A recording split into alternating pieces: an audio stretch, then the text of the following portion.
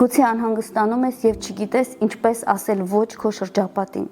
որովհետեւ շատ անգամ մենք մեր սովորություններից եւ մեր ընկերական շրջապատից չհրաժարվելու համար նույնիսկ մեր սկզբունքներին դեմ ենք գնում։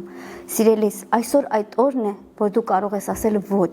քո մեղավոր ընկերներին, քո մեղավոր ընկերակցությանը եւ փոխարենը ընտրես Աստծո ճանապարհը եւ խնդրես Աստծուց, որ նա քեզ տա աստվածապաշտ եւ ճիշտ ընկերներ։ Քանի որ սիրելիս Աստծո խոսքն ասում է՝ մի խաբվեք, չար ընկերակցությունները ապականում են բարի վարքը։ Հետևաբար սիրելիս, գուցե քո շրջապատի ազդեցությունն է, որ քեզ մի օր տանելու է դժոխք։ Այսօր այդ օրն է, երբ քո ճիշտ որոշումը նոր դուռ է բացելու քեզ համար դեպի օրհնված կյանք երկրի վրա